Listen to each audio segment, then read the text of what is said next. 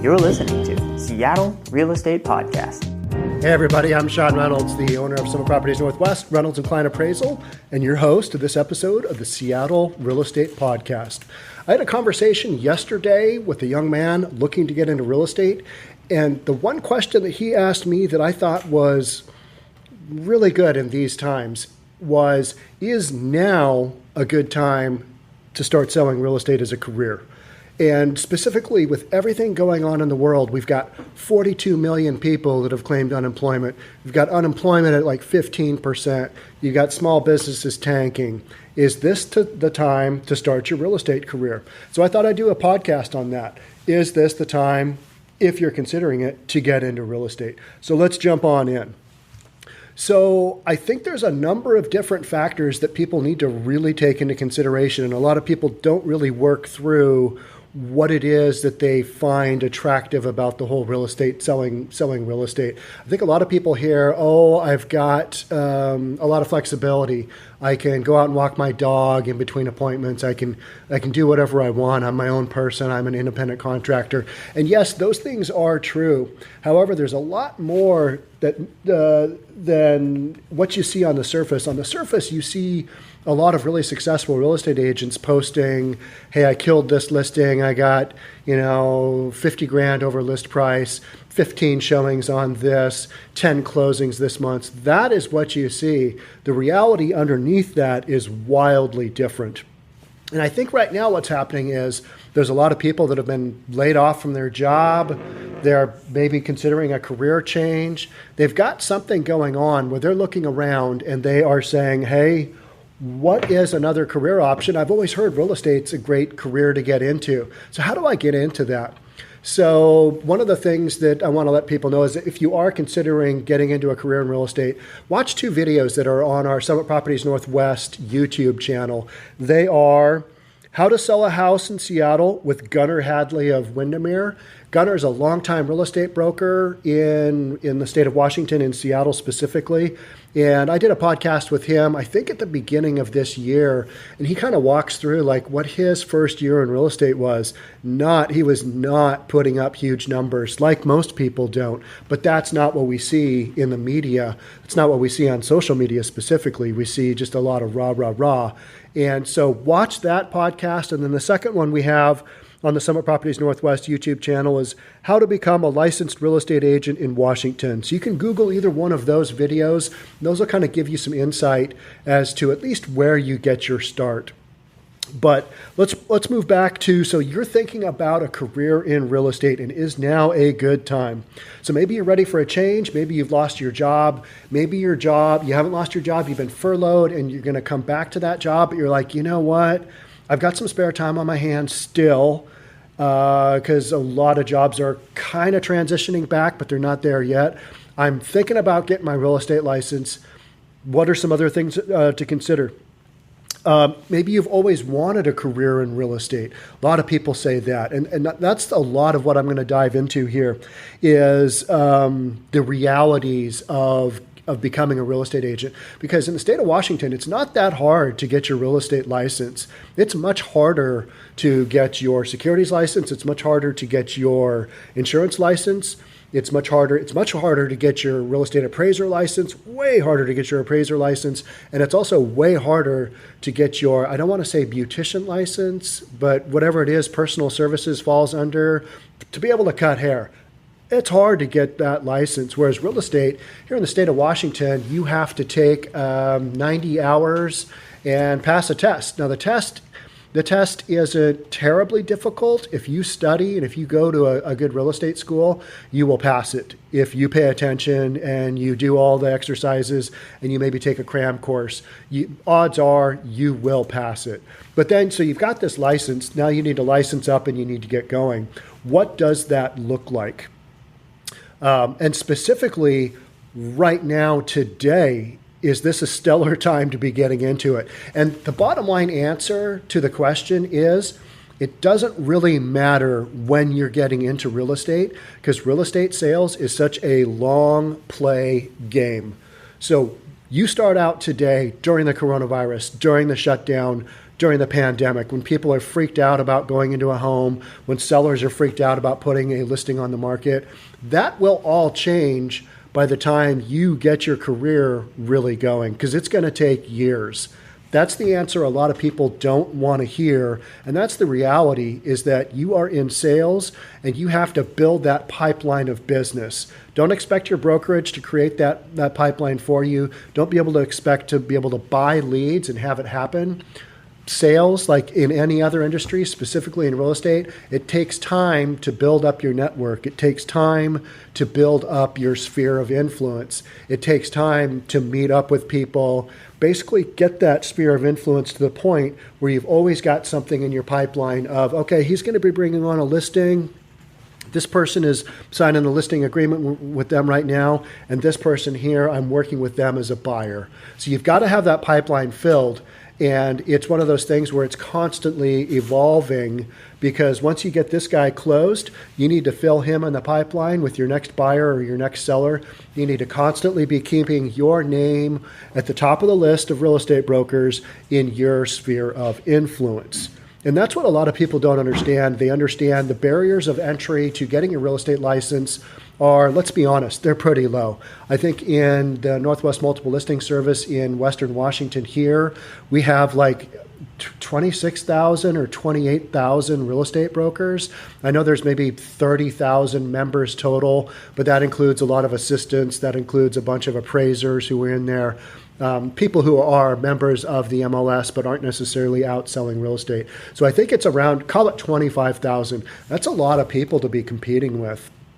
And so you need to kind of take a hard look at the numbers of, all right, so once I get my real estate license and I start this journey, this is a years-long process. So that's why I kind of say, sure, it's a great time to get into real estate, because any time is if you're going to be dedicated to it, because you got to start now. If this is what you want your career to be, and if this is what you think you're going to be successful at, and if you have passion for it, then jump on in. There's only one way to find out if you're going to be able to pull this off. And, you always hear the statistic of, at any given brokerage, 5% of the agents sell 90% of the homes. That is absolutely true. You look through the stats of any office, Summit is no different. We have some brokers who are out there killing it. We have a lot of brokers that handle a couple of transactions a year. So if you're expecting to make a living off of a couple of transactions a year, not going to happen. You are a part-time agent. And there is a time and a place for part-time agents, because they have their sphere of influence and they're going to get their limited portion of business without doing a lot of work. And that's just going to happen. That's just reality. You've got other full-time brokers who are out there marketing day in, day out. My cousin Wes Jones at Keller Williams Bellevue, I think it is. If you look at his social media feeds, that guy is out there day in, day out. If you don't know who Wes Jones is and you're a broker in Bellevue, Kirkland, Seattle, then you're basically living under a rock. And so those are the kind of things you have to do. You got to hit your Instagram. You got to hit your LinkedIn. You got to just basically get your name out there somehow. Figure out what it is. Maybe it's a mailing list. Maybe it's you do videos. Maybe it's YouTube. That's kind of what I do. And the reason I do YouTube, and I'm not an active real estate broker anymore, although I did bring on a listing today in Klahani, co-listed a great listing with Summit Properties Northwest listing agent Ryan Rickson. It's a listing in Klahani, which is out in Issaquah, east of downtown Seattle. We brought it on at 875, and I think we've already got probably 15 appointments for showings. We'll be reviewing offers next Wednesday. That'll be Wednesday the 17th, I think it is. We brought it on. It's a 3-bedroom plus den, 2,200 square feet, and it's came on the market at 875. And we have bets as to how much over list that will go here in the office, and the bets go all the way up to $1 million. I don't think that'll happen, but it'll definitely go over list, even though what the market says is this house is probably worth about 875. You can support that with the data. Well over that, I don't know. We're just going to have to see how that goes. But there's such little supply in this market that you can bring something on and away it goes. So getting back to being a real estate broker, Other things that you need to really consider is, are you in an area where there's volume of sales? Are you in an area where there are listings coming on, coming off? Is there rotation? Is there volume? Do you have the ability to step in and get a little tiny piece of the pie and be viable as a real estate agent? So maybe you don't have the resources to go full-time into real estate and not have a sale for your first 6 months, maybe 9 months. Don't know. You don't. Maybe you put a deal together and it blows up right at the end. Maybe the coronavirus hits and you have a deal blow up. Maybe you have all your deals blow up. That could certainly happen. Not saying that's going to happen, but the bottom line is you need to have the resources to be able to put yourself in a position where you are not freaked out because you're not closing something. Because when you become desperate as a salesperson, people can smell that desperation, and that's not going to go well for you. You start to make the decisions that are not good for yourself or your clients or your brokerage, and you don't want that to happen. So you got to go into it with a nest egg, knowing that if you're going to make this your career, you got to have some resources to get you through the tough times. Because there are going to be tough times. Everybody hears the stories of a new broker coming in and, selling 4, 5, 6 million in their first year. Those are exceptions. Those are not the norm. So I'm not trying to be a Debbie Downer here, but this is the reality of sales in general. You got to build that pipeline. So if you don't have the resources to be able to go 6, 9 months, maybe a year without closing something, you got to have some money, or you've got to have another source of income to kind of get you through. And that's how a lot of people, I think, transition into real estate, is they've got another full-time gig, and then they say to themselves, all right, I'm going to transition into real estate. But a lot of times what happens is that they don't put in the work, they don't put in the effort to really build that pipeline to get it to the point where they're able to go full-time into sales. Full-time sales, 100% commission is scary. It is an eat what you kill. You don't kill anything, you're not eating. And so for a lot of people, that is a really rough concept to work around. So you can make a lot of money selling real estate, way more than you could at a job with a salary. But with that job with the salary, oftentimes comes some kind of benefits. And so maybe that's what you're looking for. And maybe from that standpoint, you only want to sell real estate part-time. But if you want to get in and jump in there right now, don't worry about what the circumstances are, is kind of my whole point of this podcast. The circumstances of what's going on right now today will not matter by the time you get to the point where your career is successful. And so let's talk about that. Let's talk about how long is it going to take for you to get your real estate sales career up and running. Well, if you know a ton of people, or I've got one of my real estate brokers, he's very, very young. I don't even think he can buy alcohol yet. He's under 21, and he is a member of a big community. And so he is able to leverage his position within that community to sell a lot of homes. He has become the go-to guy for his community. So he is working both buyers and sellers. And so if you are in a position where you've got either family or friends or a big sphere, you're going to be able to leverage that way more than other people who have maybe just moved into the area. And the whole point of this podcast is a conversation I had yesterday with an individual who was looking for information, and he found a number of our videos on YouTube, the Seattle Real Estate Podcast, and he was like, hey, I'm looking for information. Can I just have a conversation with you? And so I had a long conversation with him yesterday, and that's where this whole kind of topic came up with. And specifically, and I hadn't really thought of it, is we've got all this craziness going on. Is now a good time to get into this? And so kind of working through that, some of the other topics that go along with this is, are you going to be dedicated enough to build that pipeline? And that's where we kind of come to, how long is it going to take for your dedication to pay off? Some people kill it in their first year. Other people, it takes 2 or 3 years to kind of get going, figure out what they want to do. Maybe they change brokerages because the first one they signed up with, they didn't really know what they're doing. Then they really thought they're going to take advantage of this. Maybe they realize they want this out of their brokerage. So they make that move. We see that happen all the time. Or they're just not selling enough real estate to cover all the desk fees and the overhead that maybe a more top-end real estate brokerage requires. Maybe they need an alternative solution to kind of get them to that point where they can dedicate enough of their time and resources to building that pipeline to where they are successful. So for some people, I think a lot of people, it takes like 5 years if they're actively building that pipeline to really get in a position to be able to go full-time and kind of make it work. Now, where I see people really start to have the benefit is in between years 10 and 15. That seems like a long time, but you got to consider that it used to be that people had their mortgage for like 7 years, meaning they're either refinancing out or they're selling their home.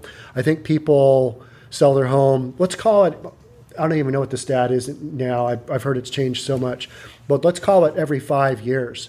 So that first sale you have at the beginning of your career, those people, maybe you sold somebody a house and they've been living in it and they're like, hey, Sean, I'm thinking about selling my house. You helped us out last time. Can you do it again? So you help them sell that house and maybe you help them buy the next one.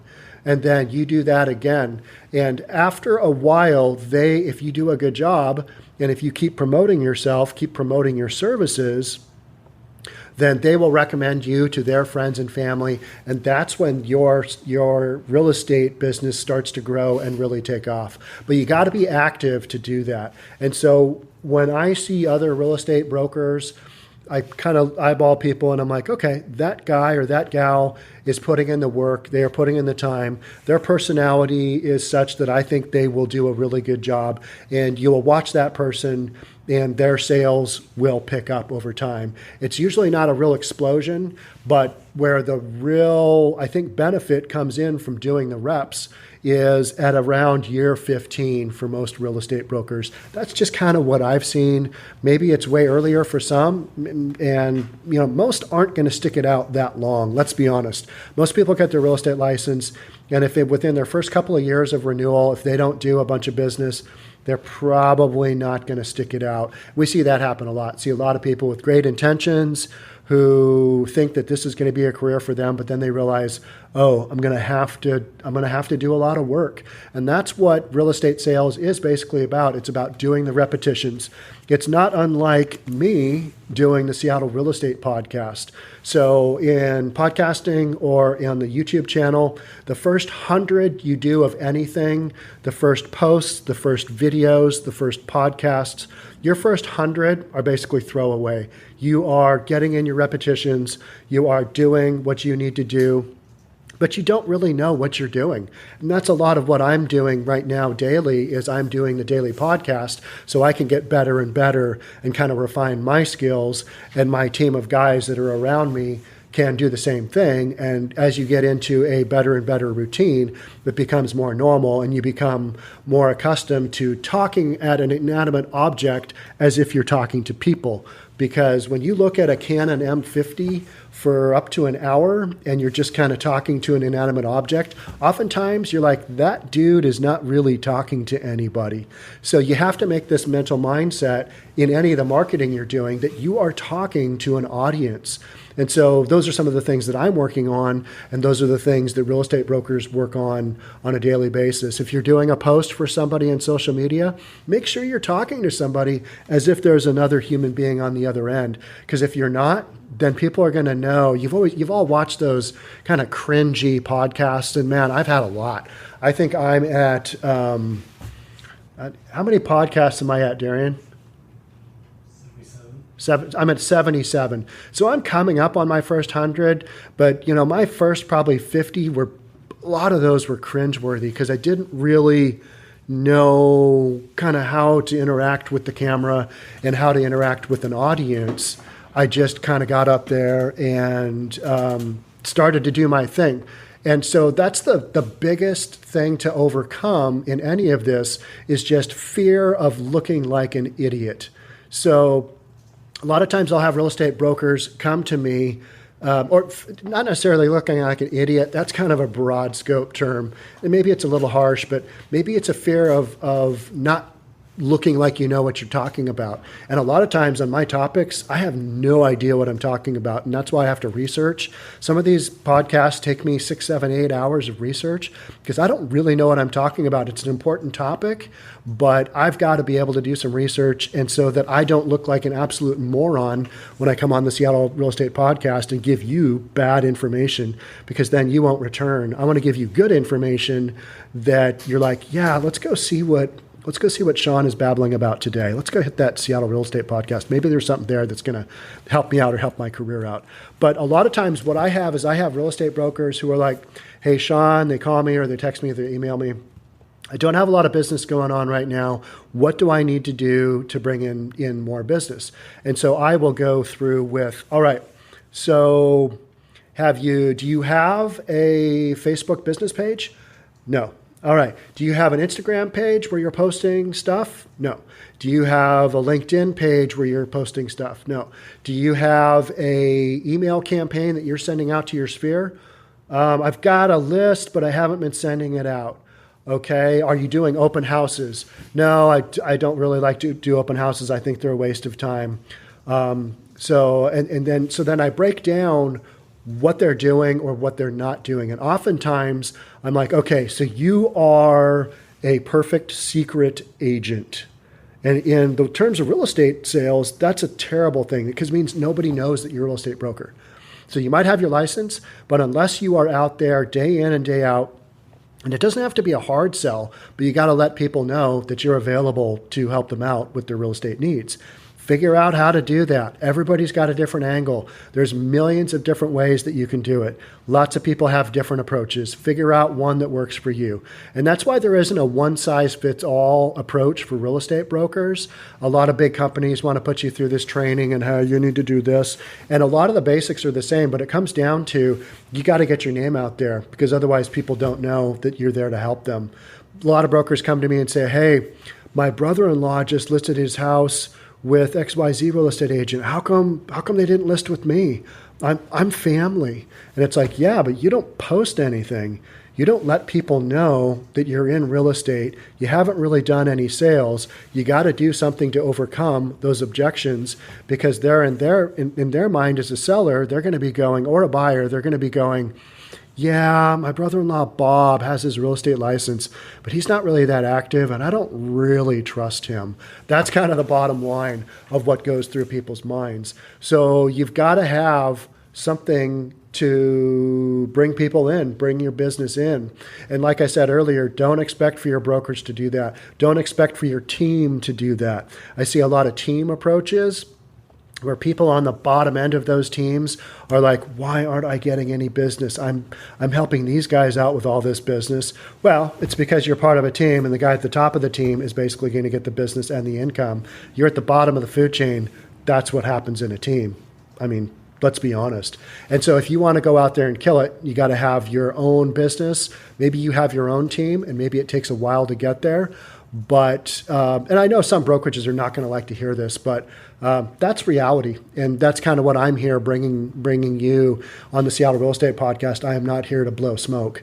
And so these are kind of some of the things that don't get talked about, but I have no issues talking about them because they're reality. All right, so have enough resources to get through your first year, figure out a game plan to drive business in, and then just do it. Kind of like my first 100 reps of the Summit Properties North or the Seattle Real Estate Podcast. I'm at rep 77. I need to hit 100, and then I'll kind of evaluate, all right, is this working out? And what I found out is that the more reps you do, the more business you're going to get, the more videos people watch, the more content gets consumed. It's as simple as that. You just got to do the reps. You'll hear guys like Gary V talk about Gary Vaynerchuk. If you haven't checked him out, check him out. If you can get through the F-bombs and get to his content, guy has amazing content. And he basically says, as a real estate salesperson, the first thing you are a media company. And the secondary thing you are is a real estate salesperson. Your first business is as a media company. What does your media look like? What is the media and what is the message that you are sending out to your sphere? And if you're like, I don't really have one, how's that working out for you? And the question is usually pretty self-explanatory. And the brokers that you do see, there are some brokers. I had Amin, he's one of our Summit Properties Northwest brokers. He doesn't do much social media, and we've kind of talked about that. But he's in a very specific niche that doesn't require a lot of exposure. His reps on the ground are looking at properties that are very specific for his builder clients. And so his repetitions might be different than your repetitions as a typical selling residential homes in Bellevue type person. Or maybe you sell waterfront homes, maybe whatever it is that you sell. Maybe you sell cabins in the mountain. I don't know. You just got to figure out how it is that you're going to get your name in front of your market niche, and then just keep doing it over and over and over. Analyze what's working, analyze what's not working. We spend a lot of time here talking about, we look at analytics. All right, let's compare that video to this video. What can we figure out there? And let's focus on this. All right, let's change this.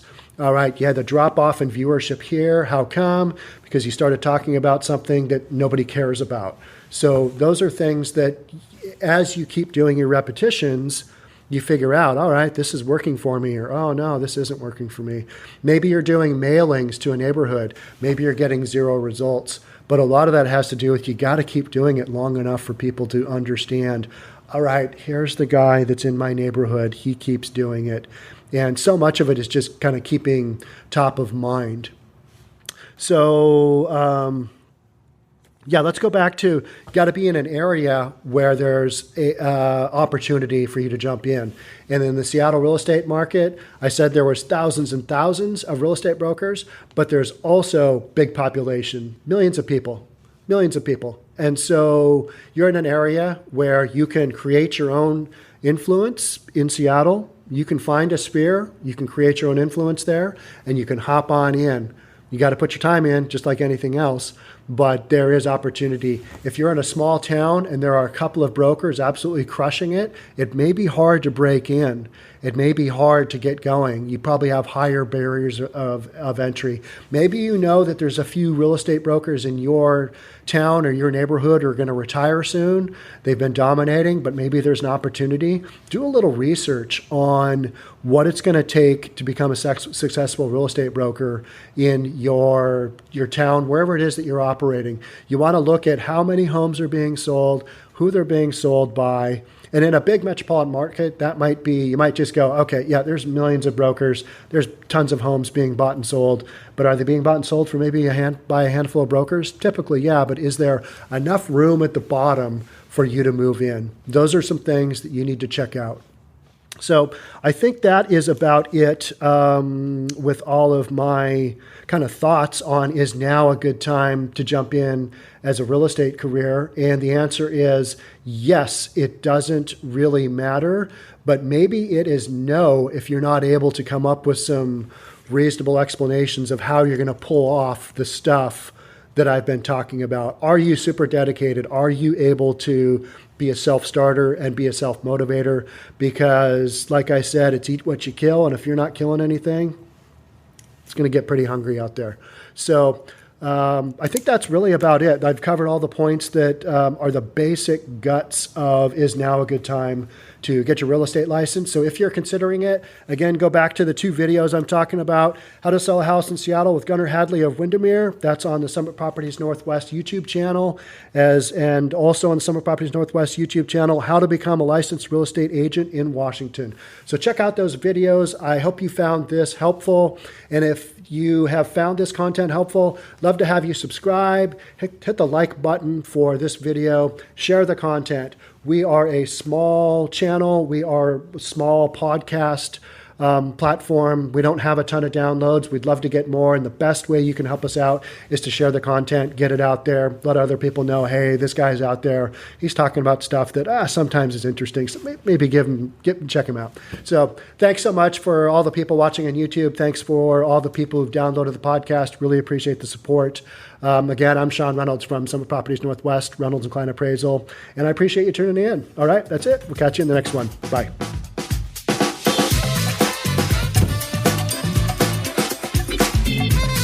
Don't forget to subscribe to our channel and hit the notification bell so you'll know when our next video is out.